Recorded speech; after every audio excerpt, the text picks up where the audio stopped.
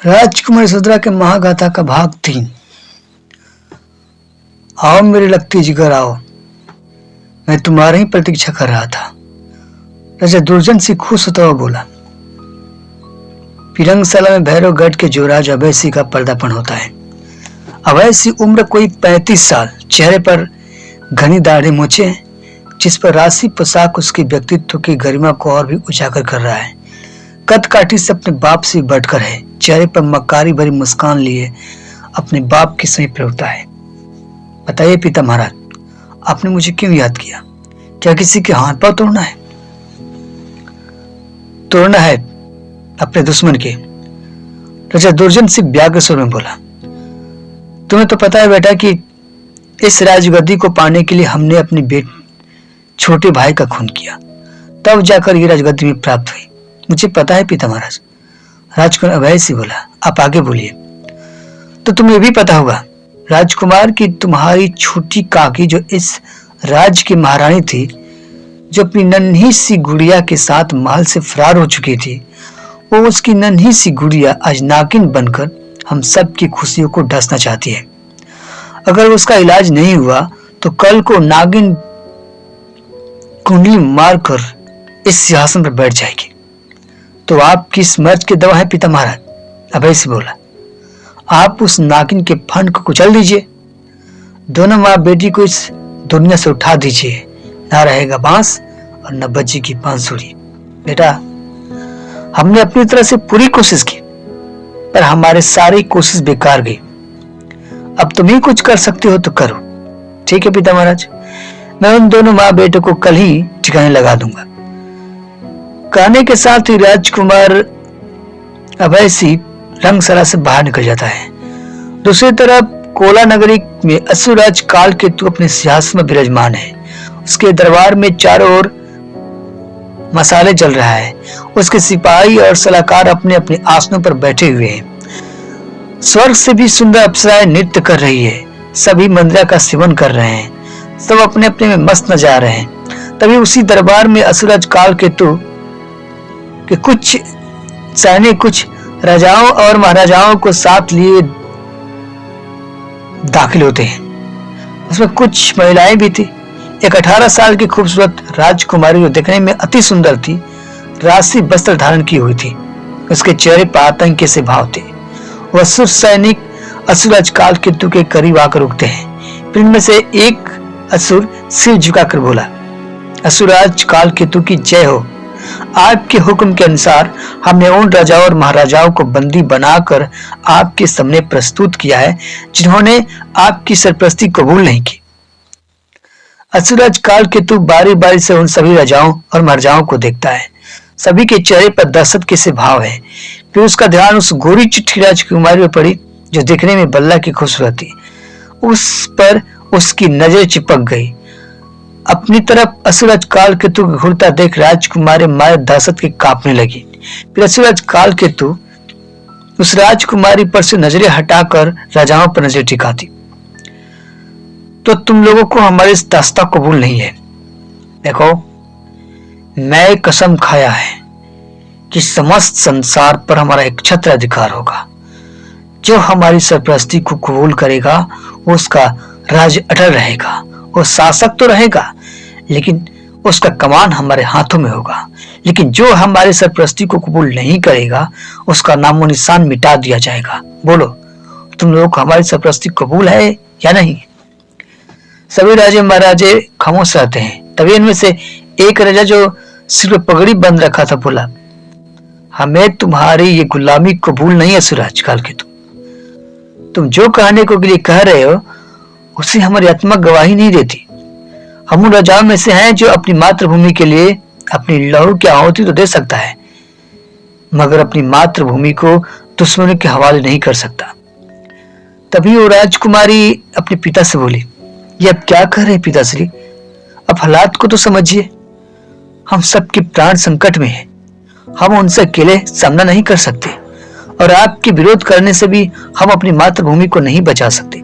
ये लोग आपको जान से मार डालेंगे। इस वक्त विरोध करना हमारे हित में नहीं है। बेहतर होगा कि हम उनकी बात बात मान जाइए। देखा, तुमसे ज्यादा तो तुम्हारी बेटी समझदार है, वो हालातों को समझ रही है। असुराज काल के तू तीखे लहजे में बोला, अपनी बेटी के बात मान और हमारी पांव पकड़ ले, तेरी लंबी उम्र हो जाएगी। हमारी बेटी नादान है, वो नहीं जानती कि गुलामी क्या होता है, लेकिन मैं अच्छी तरह से जानता हूं कि गुलामी का मतलब क्या है। तुम असुर का कोई ईमान नहीं होता। हमारी जानता हमारे पुत्र समान है, हम उनकी आंखों में आंसू कैसे देख सकते हैं। तुम जो करना है करो, मगर मैं जीते जी तुम्हारी गुलामी कभी कबूल नहीं कर सकता। अच्छी बात है, काल के तो बोला और अपने सिपाहियों को इशारा किया तो 2 असुर सैनिक उस राजा की ओर बढ़ने लगे जिसके सिर पर पगड़ी थी। सभी राजे महाराजे मारे एक खौफ से थूक सटकने लगे और राजकुमारी अपने पिता के सामने आकर हाथ जोड़कर बोली, असुराज, हमारे पिता महाराज को छोड़ दीजिए, इनके बदले में आप जो कहेंगे मैं करूंगी। असुराज काल केतु के इशारे से अपने सैनिकों को रोक देता है, फिर कुछ सोचकर बोला, हमने आपके पिता को छोड़ दिया और साथ ही साथ हमने आपके राज को भी आजाद कर दिया। धन्यवाद असुराज। राजकुमारी खुश होकर बोली, क्या हम अपने पिता महाराज को ले जा सकते हैं? नहीं, काल के तो इनकार में सिर हिलाया। हमने आपके सिर्फ पिता को छोड़ा है, आपको नहीं। क्या मतलब? मैं कुछ समझी नहीं। मतलब ये राजकुमारी, आपके पिता और राज्य के बदले आपको हमारे साथ गंधर्व विवाह करना होगा। नहीं, मैं अपनी बेटी को जैसे राक्षस के हवाले नहीं कर सकता। और राजा गुस्से में बोला, चाहे मुझे राज मिले या न मिले, चाहे तो मेरे प्राण काहे न ले लो, पर मैं अपनी बेटी की खुशियां को अपनी स्वार्थ की बेदी पर बलि नहीं चढ़ा सकता। पिता महाराज, अब ये कैसी बातें कर रहे हैं? राजकुमारी अपने पिता को समझाती ही बोली, आपकी राज और आपसे बढ़कर भला मैं कब से प्यारी हो गई? आपने आंखों पर से अपनी बेटी की मुंह की चश्मा को उतारिए और सोचिए, एक प्राणी के बदले आपके राज वापस मिल रहे हैं, एक बेटी के बदले हजारों बेटियों की मांग सुनी होने से बच रही है। क्या ये आपके लिए घाटे की सौदा है? लेकिन बेटी, तुम इस असुर के भला साथ कैसे खुश रख सकती हो? राजा आह भरता हुआ बोला, हमारी संस्कृति अलग है, हम मानव हैं और असुर है। नहीं बेटी, हम तुम्हें इतनी बड़ी बलिदान करने को नहीं देंगे। पिता महाराज, हम इनकार करने की स्थिति में नहीं है। यदि मैं मना कर देती हूँ तो न तो हम सलामत बचेंगे और न ही आप और न आपका राज्य। फिर जरा कल्पना कीजिए कि तब मंजर और क्या होगा जब चारों तरफ असुर का साम्राज्य होगा। कोई बेटी बहन सलामत नहीं बचेगी, चारों तरफ लाश ही लाश होगी। कोई बेटी अपनी पिता के शव पर आंसू बहाएगी तो कितनी स्त्रियों के मांग का सिंदूर मिट जाएगा। तो कोई माँ अपनी बेटी के शव पर मातम बनाएगी तो कितने ही बच्चे अनाथों की तरह भटकेंगे। वो खामोश हो गया, हैरानी से अपनी बेटी को देखे जा रहा था। तो राजकुमारी जी, आपने क्या फैसला लिया? असुराज काल के तो पूछा। हमें आपकी शर्त मंजूर है असुराज, हम आपसे गंधर्व विवाह करने को तैयार हूं। राजकुमारी गहरी सांस लेकर बोली, आप हमारे पिता महाराज को जाने दीजिए। और राजा अपनी बेटी को सीने से चिपका लेता है, उसकी आंखों से आंसू की बारिश होने लगता है। बेटी, तुम कितनी बड़ी त्याग कर रही हो, ये जानते हुए कि आज के बाद तुम्हारा जीवन नरक बन जाएगा, फिर भी खुशी खुशी इन असुरों के बीच अपने जीवन को बर्बाद कर रही हो। मुझे नहीं पता था कि मेरी बेटी बड़ी हो गई। पिता महाराज, ये सब मैंने आप ही से सीखा है। आप हमेशा कहा करते थे ना कि जब बात अपने देश और समाज का हो तो हमें हंसते हंसते अपने प्राणों का बलिदान कर देना चाहिए। वैसे मैंने वही किया। अब आप सब लोग जा सकते हैं। असुराज काल के तो सभी सम्मिलित होकर बोला, मैंने आप सबको आजाद कर दिया और साथ ही साथ आपके राज को भी आपको लौटा दिया। राजकुमारी के प्रेम ने हमें ऐसा करने पर विवश कर दिया है। सभी महाराजा महाराजा असुराज काल केतु को जय जयकार कर सभा से बाहर चले गए और रह गए तो सिर्फ राजकुमारी। राजकुमारी जी, अब आप विश्राम कीजिए, कल हम आपसे गंधर्व विवाह करेंगे। कहने के साथ ही असुराज काल केतु अपने सिंहासन से उठ गया। फिर जितने भी असुर सामंत बैठे हुए थे वो अपने अपने आसन से उठ गए। असुराज सभा से बाहर निकल गया। एक तरफ जहां असुर काल केतु राजकुमार चंद्रप्रभा से गंधर्व विवाह की तैयारी कर रहा है, वहीं दूसरी तरफ कुटिया में राजकुमारी यशोधरा अपनी मां करावती और राजकुमार हर्षवर्धन के साथ तख्त पर बैठे भोजन का आनंद ले रहे थे। सभी के सामने थाली पड़ी है, उसमें कंदमूल, फल और कुछ पूरी, खीर और आलू की सब्जी उस थाल में करनी सजाई गई थी। राजकुमारी सेव को चाकू से काटती और उसे मुंह में रख लेती है। राजकुमार हर्षवर्धन और कलावती खाना खाने में व्यस्त है। चंद मिनटों के बाद सभी लोग खाना खाकर तैयार हो जाते हैं। उसी कुटिया में 2 खाट आमने सामने बिछाया गया है। एक खाट पर राजकुमारी यशोधरा और उनकी माँ कलावती बैठी है और दूसरे खाट पर राजकुमार हर्षवर्धन बैठा है।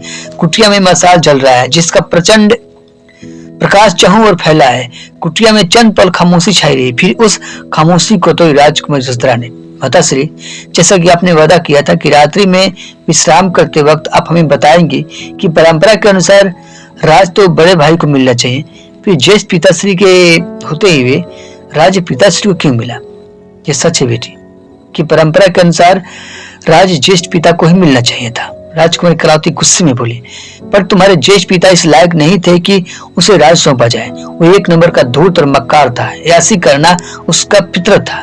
दिन भर शराब और शबाब में लगा रहता था। तुम्हारे दादा महाराज चंद्र ने उसे बहुत समझाने की कोशिश की कि वो था कि सुधरने का नाम नहीं ले रहा था। फिर एक दिन महारानी कलावती अतीत की गहराइयों में खुद चली गई। दुर्जन सी उम्र कोई 25 साल, कद काठी से गोरा चीटा था, बदन लंबा व चौड़ा था, शरीर पर राशि वस्त्र धारण कर रखा था और रथ पर सवार होकर कहीं जा रहा था। ठीक उसका रथ एक कोठे के सामने आकर रुकी और रथ से उतरकर कोठे की सीढ़ियां चढ़ता हुआ ऊपर बालकनी में चला गया। फिर एक शानदार महल में गया। वहां के ताम झाम को देखकर उसकी आंखें चौधिया गई। उसने देखा कि महल के एक शानदार गलीचे पर उस समय की मशहूर गायिका कांताबाई बैठी पान की चुगाली कर रही थी। जैसे ही कांताबाई की नजर दुर्जन सिंह पर पड़ी तो खुशी से बावड़ा हो गई। गलीचे से उठकर वो दुर्जन सिंह के पास पहुंची। आइए आइए कुंवर साहब आइए। कांताबाई पान की थूक थूक कर बोली, बड़ी लंबी उम्र है आपकी। अभी मैं आप ही के बारे में सोच रही थी। मैं आपके लिए कैसी तोहफा लेकर आई हूँ कि आप देकर गस खा जाएंगे। आपकी जवानी हिलोरी मारने लगेगी। कांताबाई जी, आप केवल बातें ही करेंगी या दर्शन भी कराएगी? दुर्जन सिंह मुंह बनाकर बोला, जरा हम भी तो देखे कि वो कौन सा हूर की परी है जिसे तारीफों की पुल बनने जा रही है। फिर कांताबाई ताली बजाती है। फिर कुछ दासियां एक सुंदर सी महिला को लेकर हाल में दाखिल होती है। वो महिला घूंघट ओढ़े रखी थी। एक दासी जैसे ही महिला के सिर पर से घूंघट हटाती है, उस महिला के चेहरे को देख राजकुमार दुर्जन भौचक्का रह जाता है। उसकी आंखें बड़ी बड़ी हो जाती है और वही दशा उस महिला का भी होता है। दोनों एक दूसरे को देखकर चौंक जाते हैं क्रमशः। आखिर कौन थी वो महिला? दुर्जन सिंह उसे देखकर चौंक क्यों जाता है? क्या दोनों एक दूसरे को जानते हैं? ये तमाम सवाल जानने के लिए देखिए यशोधरा की महागाथा की अगला भाग।